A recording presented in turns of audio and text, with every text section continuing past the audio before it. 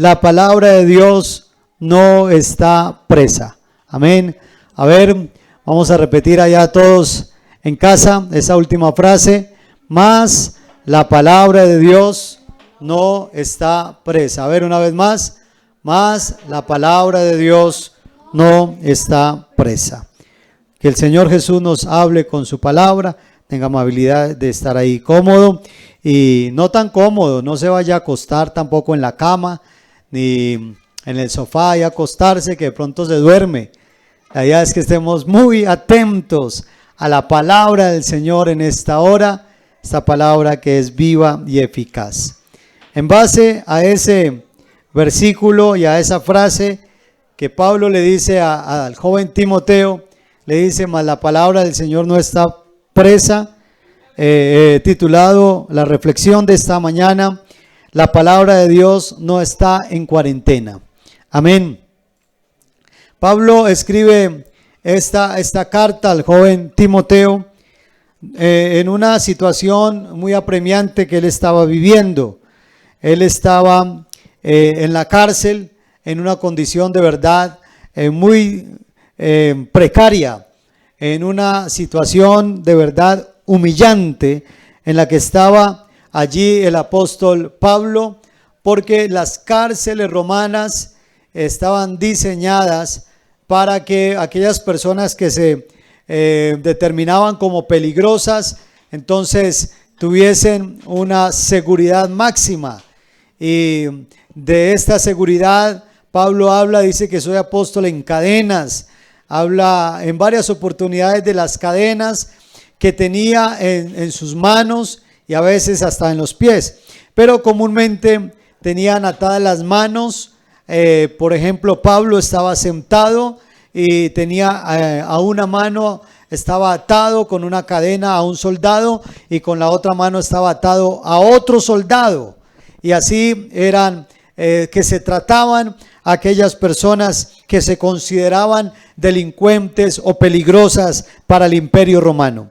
Pero más adelante estaré hablando un poco acerca de esta situación que vivió el apóstol Pablo, porque él dice, aunque yo esté aquí en esta cadena, en estas cadenas, él dice, la palabra de Dios no está presa, la palabra de Dios no está encadenada, la palabra de Dios no está encarcelada, la palabra del Señor es viva, es eficaz, es vida, gloria al Señor Jesucristo. Y vamos a hablar un poco acerca del poder de esa palabra, amén, gloria al Señor. Entonces Pablo está allí y le escribe esta carta a Timoteo, un joven pastor que estaba a cargo de la iglesia en Éfeso. Timoteo era muy querido para Pablo, prácticamente Pablo lo tenía como un hijo. Y en estas dos cartas son consejos ministeriales, donde le dice que luche como un atleta, que trabaje como un labrador, que se esfuerce y sufra penalidades como un soldado de Jesucristo. Pero ahora después le dice, y acuérdate, sobre todo acuérdate de Jesucristo. Tenlo siempre presente a Él, a ese Cristo resucitado, pero que también fue tan humano como nosotros, porque dice que fue del linaje de David. Y dice, y acuérdate del evangelio que predicamos, amén, de este evangelio glorioso. Y él dice, por este evangelio, verso 9, sufro penalidades por este evangelio, y sufro prisiones, y me tratan como un delincuente. Y entonces la pregunta es, ¿por qué el apóstol Pablo, predicador, por qué el apóstol Pablo, un misionero como lo fue él, el apóstol Pablo, un gran hombre de Dios, estaba en la cárcel y era tenido como un malhechor, como un delincuente? ¿Qué había hecho él? Lo único que Pablo había hecho era predicar el evangelio en toda parte. Lo que había hecho era ser un misionero que llevaba este evangelio a diferentes lugares, a rincones. Llevó esta palabra aún hasta los mismos griegos, se las llevó, y aún a la misma Roma llevó esta palabra. Pablo fue un hombre que dedicó su vida al servicio a Dios. Pero hermanos, mire qué tan tremendo esto. Nosotros podemos ver en la vida de Pablo un llamado especial que Dios le hizo, porque ustedes saben que Pablo era un hombre muy importante, era un fariseo, era alguien reconocido también allá en su pueblo, y era muy celoso de su religión, de sus costumbres. Pero cuando tiene un encuentro con Dios, la vida le cambia totalmente y encuentra al Señor Jesucristo como su Dios, como su Salvador. Pero en ese momento, cuando Ananías va a ir a orar por él para que reciba la vista y para ser bautizado, el Señor también le dio una palabra y le dijo: yo te voy a enseñar cuánto es necesario que sufras por mi nombre. O sea que fue una palabra donde le está diciendo: vas a sufrir toda la vida, Pablo. Esa fue la palabra. Hoy en día vemos personas que hay un afán por buscar una palabra. Y hay denominaciones donde dice: venga que aquí le damos palabra. Y se autodenominan profetas. Y vengan que aquí le doy una palabra. Y entonces las personas van allá y les dicen: tú vas a prosperar. ¿Dónde están todos esos profetas que decían: yo declaro para el año 2020 el año de más prosperidad? Antes ha sido un año difícil, antes ha sido un año totalmente contrario a lo que ellos quizás habían pronosticado. Porque las personas buscan esa palabra y una seguridad. Pero sabe, hermano, que el Señor le da una palabra a Pablo y le dice: vas a sufrir. Pero más sin embargo, Pablo hace sus planes en Dios, planes buenos, planes que hermano, pues no eran malos. Él quería ir a una ciudad, a otra. Él preparó su primer viaje misionero, preparó el segundo viaje misionero que duraba meses, dando un recorrido por todas las iglesias que había fundado. Pero el tercer viaje misionero que él estaba planeando, que él estaba programando, queda frustrado. El tercer viaje misionero que Pablo estaba entonces visionando queda frustrado porque es detenido. Y los planes de él entonces tienen que cambiar. Y ahí es donde nosotros tenemos que estar dispuestos a entregarle nuestro futuro al Señor Jesucristo. Porque somos muy buenos para entregarle nuestro pasado. Somos buenos para entregarle nuestros errores. Somos buenos para entregarle nuestros pecados de ayer. Señor, perdóname. Señor, mira lo que hice, perdóname. Pero el Señor hoy nos está pidiendo que le entreguemos nuestro mañana. Que le entregues tu futuro. Cuando Dios, aquí haciendo un paréntesis, llama a Abraham, Él le dice: sal de ahí, de tu casa, de la comodidad de tu ciudad, de tu tierra, de tu familia, y vete a la tierra que yo te mostraré. Ni siquiera le entregó un mapa, no le entregó coordenadas, no le dijo a dónde lo iba a llevar. Simplemente: sal de ahí de tu comodidad y vete a la tierra que yo te mostraré. Pero Abraham seguro tenía sus planes. Abraham seguro tenía sus proyectos. Ya era un hombre mayor, tenía 75 años. Pero Dios se le atraviesa y sus planes cambian. Y Abraham le cree al Señor, sale de su tierra, de su parentela. Y entonces Dios le dice: sal, no le promete aún nada, pero él salió de allá.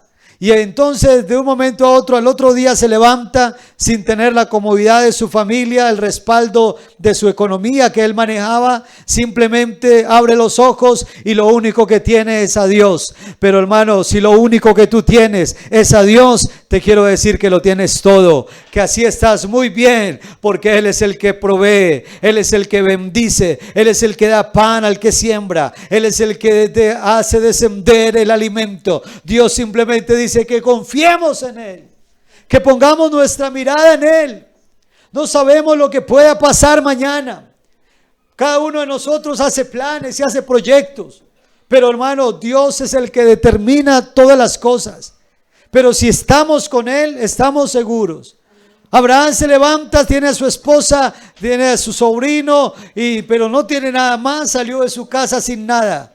Pero Dios le dice: tranquilo, cuenta las estrellas. Y Abraham no las puede contar y le dice: bueno, el Señor le dice: así va a ser tu descendencia. Además voy a bendecirte y voy a bendecir a los que te bendigan. Voy a maldecir a los que te maldigan.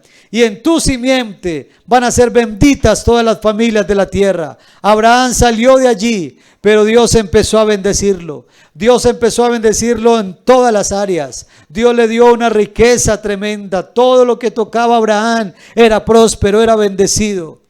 Porque, hermanos, que por ejemplo, cuando sale el pueblo de Israel de Egipto, ellos van divagando en el desierto y no se les da tampoco un mapa, no se les da una brújula, simplemente les dice: mire esa nube que ustedes ven en el cielo, esa nube les va a indicar por dónde deben ir. Si está de día será una columna de nube, si está de noche será una columna de fuego, y si se mueve la columna, vayan, y si para la columna, deténganse. Simplemente tengan la mirada puesta arriba, porque el Señor los va a llevar a la tierra prometida. Eso es lo que el Señor nos está diciendo. No nos pongamos a mirar tanto aquí, tanta dificultad. Pongamos la mirada en la nube. Aleluya. Si Él nos dice que avancemos, vamos a avanzar. Si Él nos dice detengámonos, nos detenemos. Porque, hermano, nosotros no vamos para la tierra prometida, sino que vamos para la patria celestial. Alabanzas al nombre del Señor. Pero debemos de dejar de confiar tanto en nosotros, de confiar tanto en nuestras habilidades y aprender a depender y a confiar más en Dios. Pablo entonces tiene sus proyectos, pero el tercer viaje misionero se ve frustrado porque es detenido. Hermanos, pueden haber dos posibilidades por qué Pablo estaba detenido como un malhechor. Pueden haber dos posibilidades. Una es, el Imperio Romano tenía una consigna. Ellos querían el poder bajo cualquier circunstancia. Habían dominado naciones enteras y ellos no iban a permitir que ninguno se les rebelara. Y por eso es que cualquier grupo, organización que se quería hacer tenía que pedir el permiso a Roma y tenía que tener un supervisor romano. Si había unas personas que se iban a unir y digamos vamos a hacer una junta de acción comunal aquí en el barrio, allá en cualquier barrio del Imperio Romano, tenían que pedir permiso a Roma y tenían que tener a alguien que los vigilara. Para ellos los cristianos eran una amenaza, porque ellos no tenían allí un delegado del gobierno romano para que los supervisara, porque los cristianos eran simplemente gobernados por el Señor Jesucristo, aleluya, y aunque eran respetuosos de las leyes, como todos nosotros debemos ser respetuosos de las leyes, el mismo Jesucristo enseñó a sus discípulos a ser respetuosos de las leyes y de los gobiernos. Ellos lo veían como una amenaza, porque era un grupo que crecía y que crecía, y tal vez por ello tomaron a los principales líderes. Y pues Pablo era un principal líder del grupo cristiano. Pero una de las teorías que tal vez se puede acercar más es que el 19 de julio del año 64 después de Cristo hubo un desastre tremendo en la ciudad de Roma. Se produjo un gran fuego. Estuvo ardiendo 6 días y 7 noches, oiga, y devastó casi toda la ciudad. Los altares, ellos tenían altares en toda la ciudad, los altares más sagrados fueron quemados, los edificios más famosos perecieron en las llamas. Eso fue, inclusive hay documentales en internet sobre este incendio que hubo en el año 64 después de Cristo en Roma. Porque habían unos barrios que eran construidos muy apretados, las calles eran estrechas y casi todas en madera. Y además de eso, pues la luz que se utilizaba era siempre con fuego. Y entonces se empezó este incendio que se propagó. Imagínense, 6 días, 7 noches, ardiendo el fuego. Y lo que pasa es que en ese tiempo estaba de emperador Nerón, el emperador romano era Nerón, y muchos empezaron a sospechar del que había hecho eso fue el mismo emperador, porque varios testigos lo vieron disfrutando desde la comodidad y seguridad de su palacio cómo ardía la ciudad. Además, él había dicho que quería ver una ciudad más moderna y esta era la oportunidad para construir calles y casas más modernas. Además de ello, muchos vieron a esclavos que trabajaban para él, que donde se estaba apagando el incendio llegaban para que se prendiera más o activar otros focos de incendio. Entonces el principal sospechoso era el mismo gobernador Nerón, pero para él poder quitarse todas esas sospechas tuvo que tener un chivo expiatorio, por decirlo así, y entonces ¿quién más que los aborrecidos cristianos? Y entonces el Imperio Romano dijo que el que había producido ese incendio fueron los cristianos. Y usted mira, en ese año fue un año de tortura, fue un año donde murieron miles y miles de cristianos, torturados de diferentes maneras, metidos en los circos, coliseos romanos, donde eran masacrados por perros o por leones. También eran puestos en lugares altos donde los quemaban y ardían y servían para iluminar la ciudad, según Nerón. Y en medio de este ambiente es cuando Pablo escribe esta carta, y muy posiblemente ya tenía la sentencia a muerte, porque finalizando esta carta él le dice a Timoteo: yo ya estoy para ser sacrificado, es más, el tiempo de mi partida está cercano. Ya le habían dicho la fecha y hora de su muerte, pero antes de morir él le puede decir a Timoteo: aunque yo esté aquí a punto de morir y aunque esté encadenado. Mire, el apóstol encadenado, el que era un hombre muy andariego, era un hombre que no se limitaba al espacio, él recorría grandes kilómetros, era un hombre que iba sin pereza alguna y visitaba. Pero ahora lo vemos sentado en una cárcel romana, atada a la mano derecha a un soldado con una cadena, atada a la mano izquierda a otro soldado con otra cadena, y en medio de esa situación está el misionero. Él pudo haber pensado en ese momento, pudo haber reflexionado en ese momento. Yo me imagino el diablo mandándole dardos de fuego a su mente, diciéndole: tu ministerio se acabó. Mira dónde te tiene el Dios a que tú le sirves. Mira lo que te está pasando, y tanto que le serviste a Dios.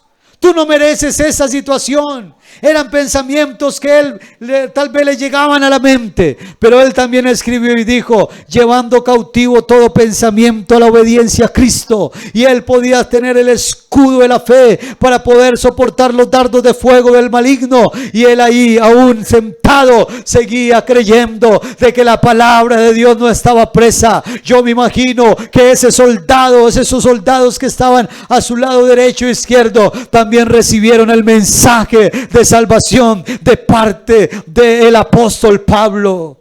Pero además de ello, puede decirle a Timoteo: sigue predicando, pelea la buena batalla, sirve al Señor.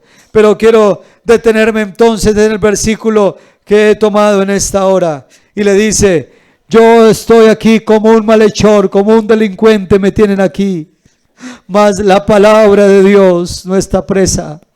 En otras palabras, se puede exiliar a una persona, llevarla al lugar más recóndito, pero la verdad no se puede esconder. Se puede meter en la cárcel a un predicador, pero no la palabra que él predica. El mensaje siempre es mayor que la persona. La verdad es siempre más poderosa que el mismo portador. Pablo estaba seguro que el gobierno romano no podía nunca detener ni una prisión, ni unas cadenas podían encerrar la palabra de Dios. Y es uno de los hechos de la historia que sin esfuerzo humano hubiera podido aniquilar al cristianismo entero, pero había perecido mucha gente. Los hombres podían tal vez haber matado a muchos, pero no pueden matar lo que es inmortal, porque la palabra de Dios vive y permanece. Cielo y tierra pasarán, pero mi palabra no pasará. Uno que lo crea y alabe y glorifique el nombre de Jesús. Aleluya. Puedo estar atado, me pueden hasta quitar la vida, pero la palabra de Dios No la podrán detener. Esa palabra vive. Esa palabra sigue recorriendo. Aleluya. Oh, aleluya. Y sí que es verdad eso. Porque las circunstancias a veces pueden cambiar, hermano. Pueden cambiar. Nuestros proyectos y planes pueden cambiar. Oh, hermano, pero Él sigue con su plan eterno, porque el plan de Dios es inmutable. Nadie lo puede troncar, nadie lo puede detener. Lo que dice la Biblia es verdad, porque el salmista dice: los dioses de los pueblos son ídolos, mas nuestro Dios está en los cielos. Y dice: y todo lo que ha querido lo ha hecho. La palabra del Señor no se puede estancar, no se puede detener. La palabra de Dios no está presa. ¿Por qué? ¿Por qué la palabra de Dios no está presa? Porque la palabra de Dios no está en cuarentena. ¿Sabe por qué, hermano? Porque esta palabra es poderosa. La palabra de Dios es poderosa. El poder de la palabra no se puede limitar. Por eso esta palabra no está presa, no está en cuarentena, no se ha detenido. Esta palabra sigue. Están los templos cerrados, pero la palabra de Dios se sigue predicando. Están los templos tal vez en este momento en muchos lugares donde no se han podido abrir al público, pero la palabra sigue fluyendo porque es poderosa. Por la palabra de Dios fueron hechos los cielos y la tierra. El Salmo 33, verso 6, dice también allí el salmista, inspirado y hablando acerca de esta palabra gloriosa, en el Salmo capítulo 33, el versículo 6, dice de la siguiente manera: por la palabra de Jehová fueron hechos los cielos, y todo el ejército de ellos por el aliento de su boca. Alabanzas al nombre del Señor. Dios dijo, y así fue, hermano. Dijo Dios: sea la luz, y la luz fue hecha. Dios ordenó y todo fue obedecido y cumplido conforme a su palabra. Gloria al Señor. Todo fue entonces cumplido conforme a su palabra. Así que, hermano, tenemos una palabra poderosa. Tenemos una palabra, hermano, que puede quebrantar la roca, los corazones duros. Tenemos una palabra que penetra hasta lo más profundo del alma. Que aunque muchos han querido callar a los predicadores y hubieron muchos mártires por predicar la palabra, se equivocaron, porque con matar a los predicadores no iban nunca a detener lo que esta palabra estaba dispuesta a hacer y lo que todavía sigue haciendo. La palabra del Señor aún en medio de esta cuarentena sigue salvando.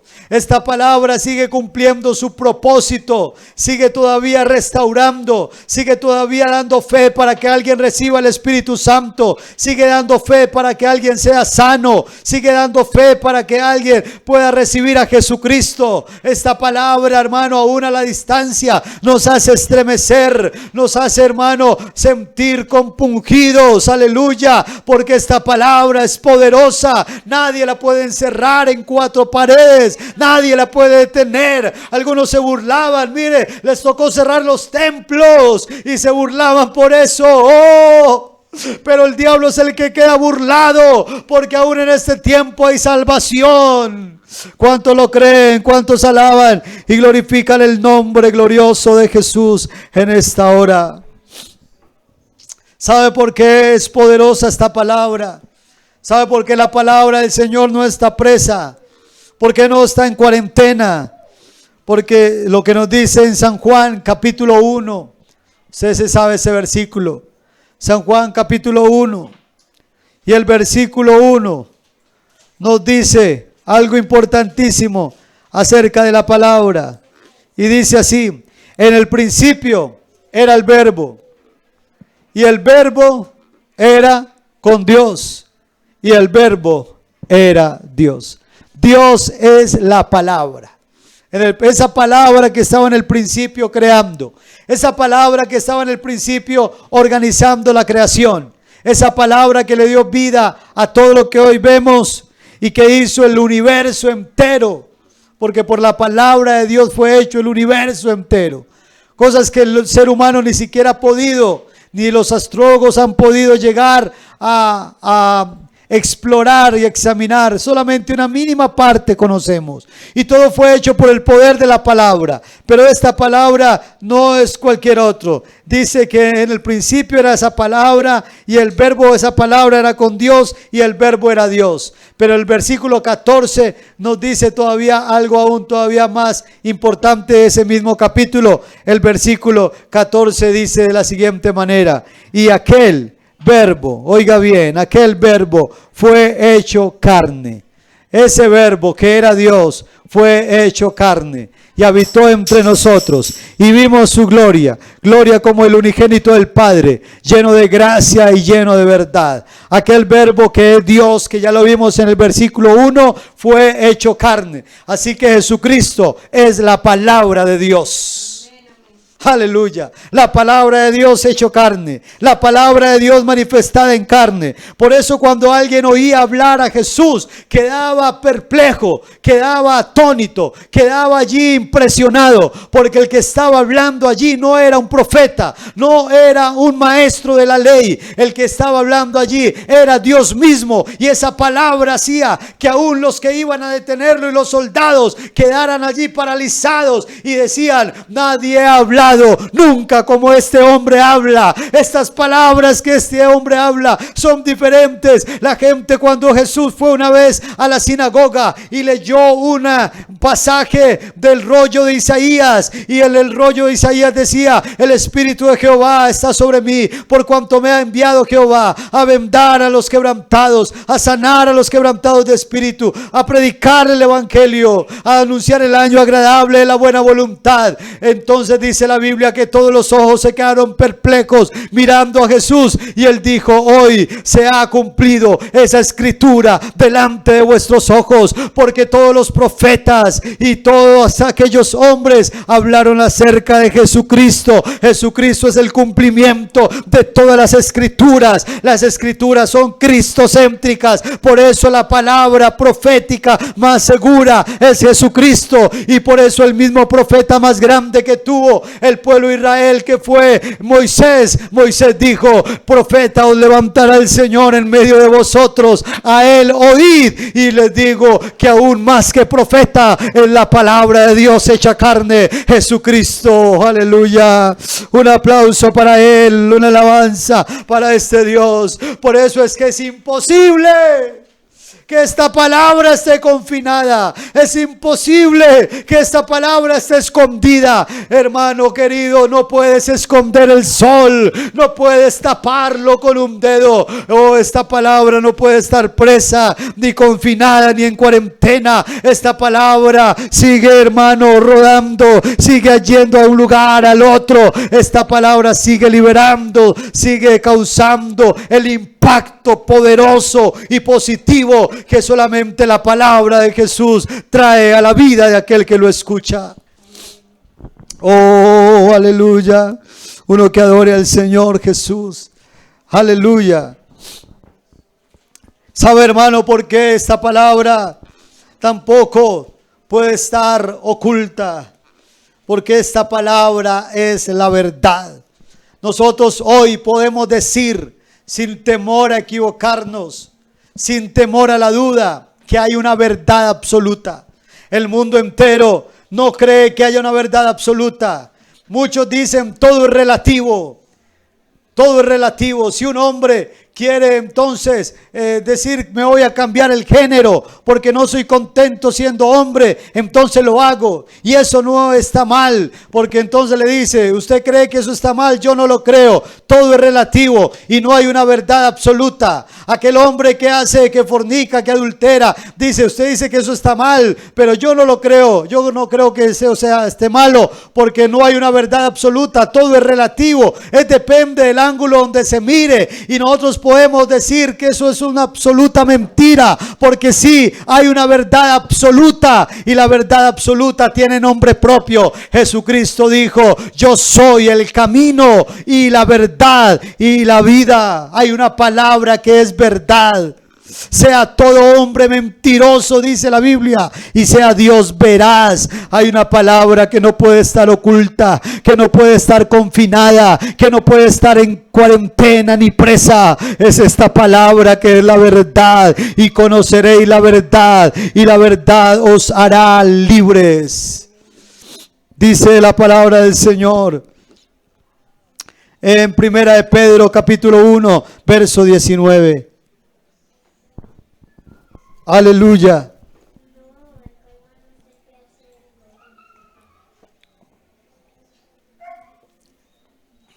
Alabanzas al Señor. Tenemos también, Primera de Pedro 1:19, tenemos también la palabra profética más segura. Si es primera, creo que era segunda. Disculpen, hermanos, yo verifico acá, creo que es segunda. Alabanzas al nombre del Señor. Segunda de Pedro, capítulo 1, verso 19, dice: también tenemos la palabra profética más segura. Aleluya. Oh, gloria a Dios. Esta palabra no se equivoca. Esta palabra profética sí es segura. No es como aquellos que se dicen ser profetas y mantienen dándole palabra a la gente y engañando a las personas. Aquí tenemos la palabra profética más segura. Y oiga, hermano, lo felicito, a la cual hacéis bien. Una felicitación para usted, a la cual hacéis bien en estar atentos. Usted que está atento ahí, está haciendo bien. Estar atentos como una antorcha que alumbra en un lugar oscuro hasta que el día esclarezca y el lucero de la mañana salga en vuestros corazones. Aleluya. Dice el versículo 21. Bueno, el 20 dice: entendiendo primero esto, que ninguna profecía de la Escritura es de interpretación privada. Verso 21, porque nunca la profecía fue traída por voluntad humana, sino que los santos hombres de Dios hablaron siendo inspirados por el Espíritu Santo. Por eso esta palabra no se puede esconder. Esta palabra sigue siendo poderosa porque fue inspirada directamente por el Espíritu Santo. Alabanzas al nombre del Señor Jesucristo.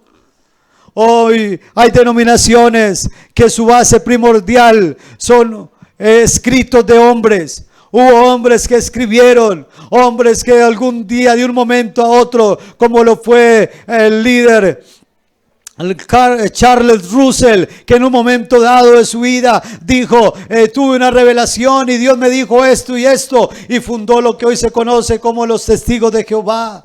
Igualmente los mormones también tuvieron un líder. Igualmente también los adventistas, que tuvieron líderes, y ellos incluso dijeron fechas donde Dios iba a venir y se equivocaron. ¿Saben por qué? Dijeron fechas: de esta fecha exacta Dios viene y se acaba todo, y se equivocaron, porque la Biblia, esta que nunca se equivoca, dice que Jesucristo viene pronto, pero también dice que el día y la hora no la sabe nadie. Por eso, hermano, usted esté seguro y esté tranquilo que aquí no estamos predicando las doctrinas de un hombre, las doctrinas de un grupo de personas. Aquí estamos hablando de la palabra profética más segura, a la cual hacéis bien en estar atento en esta hora. Alabanzas al nombre de Jesús. Esta palabra es verdad, hermano. Así el hombre quiera ponerla en duda, pero es verdad. La misma ciencia ha tenido que darle credibilidad a la palabra. La misma antropología que investiga los acontecimientos pasados y los personajes antiguos han tenido que decir: realmente los lugares y los personajes bíblicos sí existieron. La misma ciencia ha tenido que declarar y reconocer que la palabra de Dios Dios tiene la razón, incluso aun cuando la ciencia estaba equivocada. Durante muchos siglos la ciencia determinó que la tierra era plana, y fue solamente que cuando los hombres empezaron a recorrer el mundo, aunque habían filósofos que habían hablado y dicho: yo creo que la tierra gira y que el sol es el eje de todo, pero solamente lo confirmaron cuando empezaron aquellas embarcaciones. Y cuando vinieron aquí, comprobaron la tierra es redonda. Y entonces ellos tuvieron que confirmarlo de esa manera. Pero siglos atrás, la Biblia ya decía que Jesucristo estaba sobre el círculo de la tierra. Esta palabra es real, pero no solamente por esos hechos científicos. Es real, ¿sabe por qué es verdad? Porque usted que está allí es testigo de que esta palabra es verdad. Porque cuando la predicamos hay un cambio real en las personas. No es un mito, no es una fábula. A usted no lo convenció un pastor, a usted no lo convenció un evangelista, a usted lo convenció esta palabra que es real, que se siente en el alma. Oh, alabanzas al nombre de Jesús. Esta palabra tiene poder, hermano. Aleluya. Por eso esta palabra no puede estar en cuarentena. La palabra del Señor permanece para siempre. Primera de Pedro, capítulo 1, verso 23. Primera de Pedro, capítulo 1, verso 23. Dice: siendo renacidos, no de simiente corruptible, sino de incorruptible. Y fuimos renacidos, o sea, volvimos a nacer, cambiamos de vida. ¿Sabe por qué? Por la palabra de Dios que vive y permanece para siempre. Porque toda carne es como la hierba, y toda la gloria del hombre es como la flor de la hierba. La hierba se seca, la flor se cae, mas la palabra del Señor permanece para siempre. Aleluya. Y dice: y esta es la palabra, esa palabra que permanece para siempre, es la palabra que por el evangelio es anunciada. Esta palabra que transforma, que cambia, por el evangelio es anunciada. Así que, hermano, esta palabra es tan poderosa que alguien dijo: si nosotros callamos, las piedras hablarán, porque esto no se puede quedar callado. Oh, pero un hombre de Dios dijo: por mi cuenta las piedras no van a hablar, por mí que se queden calladas las piedras, porque yo voy a hablar. Y eso es lo que quiero llegar en esta hora. Nosotros estamos confinados, estamos en cuarentena. No podemos salir a evangelizar como lo hacíamos antes. No podemos estar de casa en casa, hermano querido. Pero la palabra de Dios no está presa. Usted puede seguir predicando, usted puede seguir anunciando. Hay muchas formas de hacerlo, pero tenemos que comprometernos. Porque la única forma agradó a Dios salvar a los creyentes. Oiga bien, por la locura de la predicación del evangelio. A Dios le agradó, Él quiso hacerlo. Es la única manera que las personas sean salvas, es por la locura de la predicación. Pero ¿cómo van a ser salvas? Y van a creer en aquel de que no han oído. ¿Y cómo van a oír sin haber quien les predique? No, hermanos, la disculpa no es para yo manicruzarme y los líderes de evangelismo y los hermanos evangelistas para decir: no se puede hacer nada en este tiempo. ¿Qué tal que el apóstol Pablo se hubiese quedado quieto allá en la cárcel? No hubiera escrito la carta que le escribió a los filipenses, que también la escribió desde la cárcel, y hubiéramos perdido esa carta tan maravillosa donde Pablo escribe desde la cárcel y dice en esa carta, por tener algunos apartes, en Filipenses, donde dice: haya pues en vosotros ese sentir que hubo en Cristo Jesús, el cual, siendo en forma de Dios, no escatimó el ser igual a Dios como cosa que aferrarse, sino que se despojó a sí mismo, tomando forma de hombre, hecho semejante a los hombres, y se humilló hasta la muerte y muerte de cruz, por lo cual Dios le ha dado un nombre que es sobre todo nombre, para que en el nombre de Jesús se doble toda rodilla de los que están en los cielos y en la tierra y debajo de la tierra, y toda lengua confiese que Jesucristo es el Señor, para gloria de Dios Padre. ¿Qué tal que hubiéramos perdido esa carta a los filipenses? Oh, hermano, una carta tan hermosa donde habla de regocijarnos, donde él dice en Filipenses 4:3, el versículo que tanto le gusta a los niños: todo lo puedo en Cristo que me fortalece. ¿Qué tal que Pablo allá en la cárcel hubiera dicho: todo se acabó, no se puede hacer nada, ya estamos aquí entonces graves porque esta situación tan difícil ya nos impidió para seguir avanzando? No, y no, muchas veces no. La iglesia sigue avanzando, la palabra no está en cuarentena, pero se necesitan hombres y mujeres valientes como el apóstol Pablo, puedan entonces, hermanos queridos, gritar y decir: la palabra no está en cuarentena, algo hay que hacer. Pablo, cuando se vio allá, dijo: voy a hacer cartas, y escribió a los filipenses, escribió otra carta, le escribió a Timoteo, porque hasta lo último dio la batalla, hasta lo último, y hasta el último suspiro le sirvió al Señor. No podemos bajar la guardia, hermano, tenemos que seguir. Si la forma que Dios ha querido en este tiempo es que sea virtual, hermano, hágalo. Hermano, yo le insisto, hágalo. Jóvenes, yo les he insistido estos días: vamos a compartir el link de estas transmisiones. Pero a veces, hermanos, somos muy pasivos. Y hoy tenemos los medios y las redes, pero somos muy buenos para pasar horas y mirando videos y mirando fotos y mirando a ver quién publicó allí cosas que no trascienden a nada. Pero a veces somos perezosos para mandarle un mensaje a un amigo, a un familiar, a un compañero. Somos perezosos para mandar y publicar eso en mi muro, en mis estados, y decir: estamos en culto, venga, vea. Invitar a una persona a la vigilia, vea, una invitación, algo que no le lleva ni un minuto, puede hacer la diferencia entre la vida y la muerte de alguien, entre la salvación y la condenación de alguien. Y Dios va a demandar eso de nuestras manos, porque lo tuvimos todo para hacerlo, pero fuimos negligentes a la hora de publicar, a la hora de compartir, a la hora de anunciar la palabra.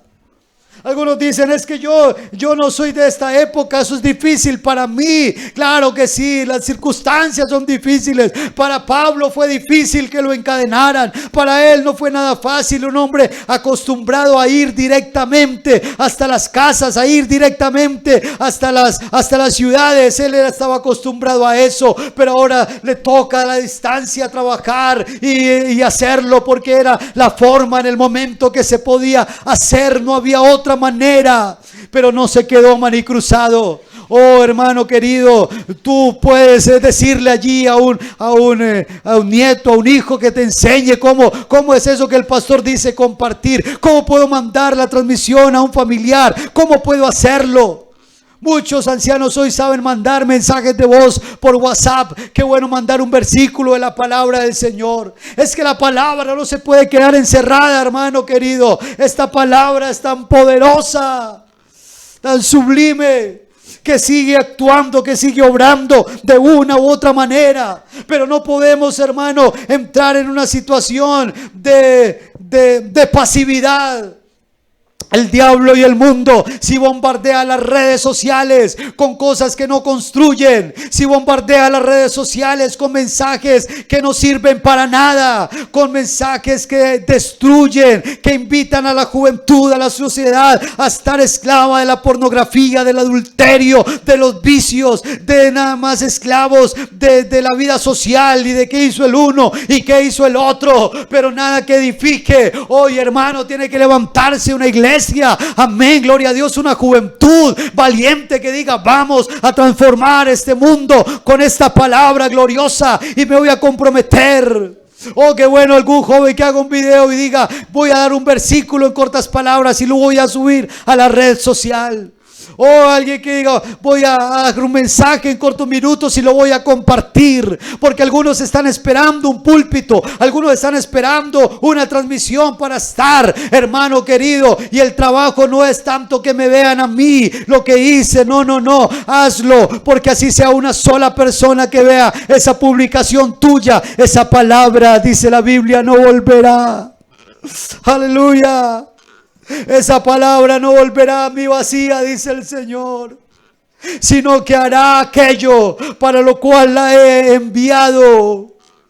Esa palabra no vuelve vacía, ese versículo no vuelve vacía, esa invitación no vuelve vacía. Dios hará, aleluya, Dios hará lo que tenga que hacer por medio de esa palabra. Pero dejémonos usar por el Señor, a ver cuántos están dispuestos a comprometerse más con el Señor, a comprometerse más con la iglesia, comprometerse más en esta hora con las transmisiones, comprometernos más. Alabanzas al nombre de Jesús. Qué bueno que haya alguien que le diga: Señor, heme aquí, cuenta conmigo. Oh Señor, esta palabra sigue teniendo mucho poder. Esta palabra sigue transformando. Esta palabra sigue haciendo maravillas. Qué bueno que haya alguien ahí dispuesto. Alguien ahí dispuesto a decirle: Señor, cuente conmigo. La palabra del Señor no está en cuarentena. La palabra del Señor no está presa. Oh, alabanzas al Señor Jesucristo. Oh, aleluya, aleluya. Qué bueno que haya alguien dispuesto a decirle al Señor: usa mi vida, Dios, aquí estoy. Aquí estoy, Señor, aquí estoy. Aleluya. Vamos a cantar esa alabanza y vamos a decirle: usa mi vida, Señor. Yo quiero servirte con todas las fuerzas de mi alma, con todas las fuerzas de mi ser. Aquí estoy, Señor Jesús. Y aunque indigno soy, aunque nada tengo, Señor, que pueda ofrecerte, divino Señor, aquí está mi vida, Padre Celestial. Aleluya, aleluya.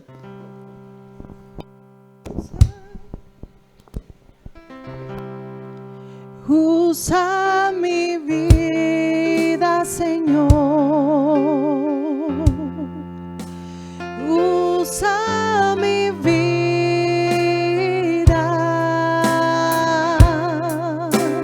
Yo quiero servirte con todas las fuerzas de mi corazón.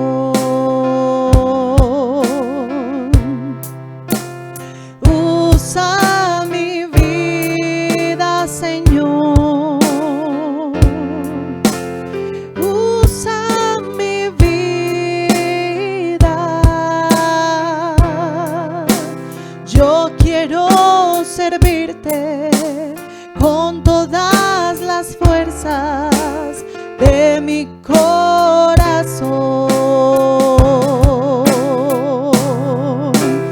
Aunque indigno soy, aunque nada tengo que pueda ofrecerte, divino Señor.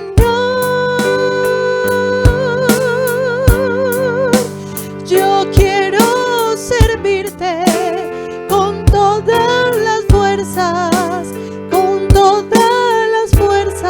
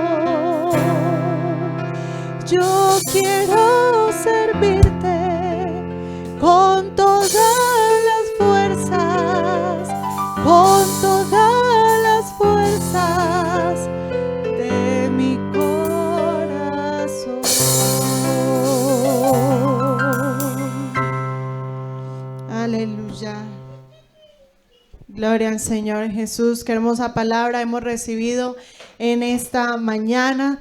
De verdad que el Señor nos habla a nuestras vidas. La palabra del Señor no ha cesado